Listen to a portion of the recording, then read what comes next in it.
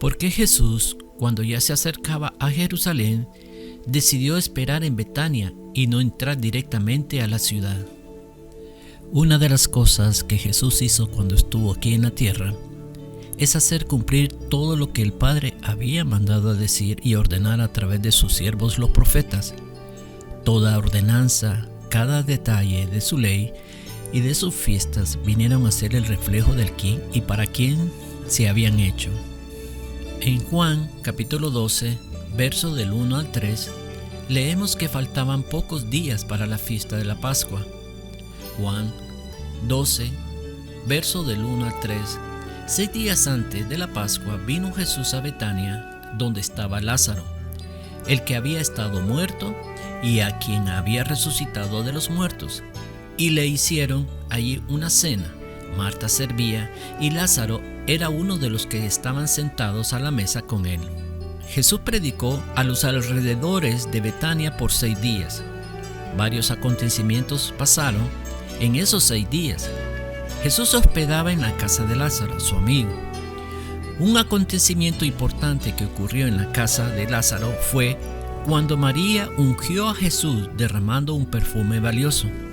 La Biblia nos dice que ya se acercaba la fiesta de la Pascua cuando Jesús entró a Jerusalén.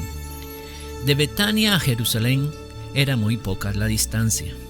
¿Por qué Jesús entró 3 días antes de celebrar la fiesta?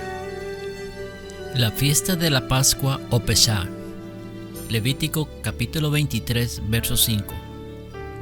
En el mes primero, a los 14 del mes, entre las 2 de la tarde, Pascua es de Jehová. El calendario bíblico comienza con el mes de la primavera, Nisan o Abib.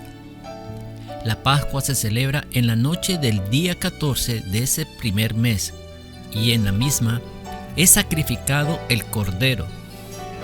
Por eso la Pascua celebra la liberación de la esclavitud de Egipto.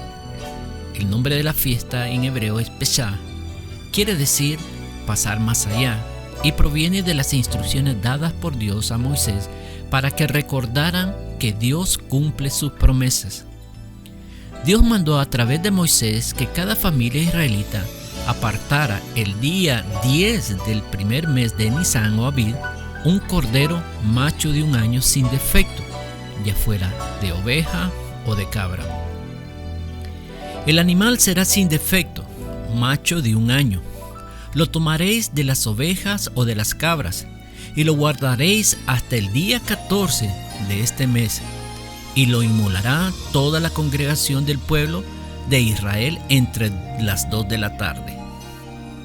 Como podemos ver, las familias hebreas tomaban al cordero 3 días antes de la fiesta de la Pascua y lo guardaban en sus hogares.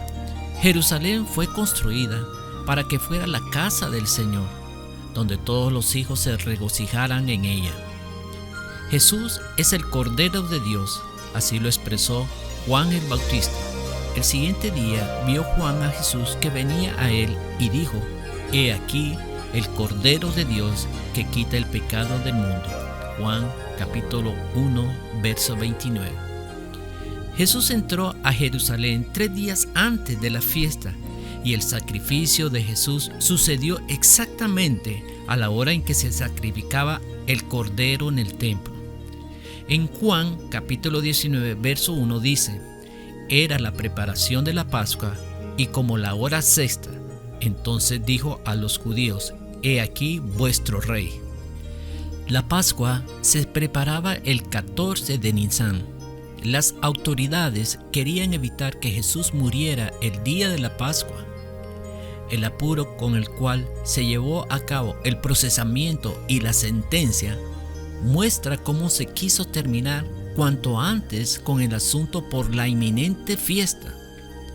Tras una larga noche por las autoridades, la cuestión estuvo resuelta a las 9 de la mañana.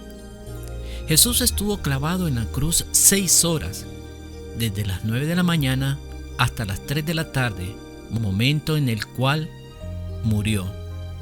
La tradición judía dice que a las 3 de la tarde comenzaba el sacrificio de los corderos de la Pascua, el sacrificio que solo se podía llevar a cabo en el templo, porque la sangre debía ser puesta sobre el altar. Deuteronomio capítulo 16, versos 5 y 7. Y como había miles de animales para sacrificar, debía comenzar a las 3 de la tarde. La precisión del cumplimiento en Jesucristo es tan sorprendente que pareciera que Dios le quisiera mostrar una vez más a su pueblo Israel: he aquí el Cordero de Dios que quita el pecado del mundo. Las señales fueron visibles para todos. Hubo tinieblas por 3 horas sobre la tierra, desde las 12 del mediodía hasta las 3 de la tarde. Y entonces, cuando Jesús murió, la tierra tembló y las rocas se partieron y el velo del templo se rasgó, justo a la hora en el cual en el templo se comenzaban los sacrificios de los corderos de la Pascua. Pero aún se mencionan algunos detalles más que tienen un significado simbólico, tal el caso de Éxodo 12:8, donde dice que el cordero había de ser comido con hierbas amargas. Esto alude al amargo sufrimiento que Jesús pasó por nosotros. En Éxodo capítulo 12, verso 46 dice que ningún hueso del cordero de la Pascua podía ser quebrado.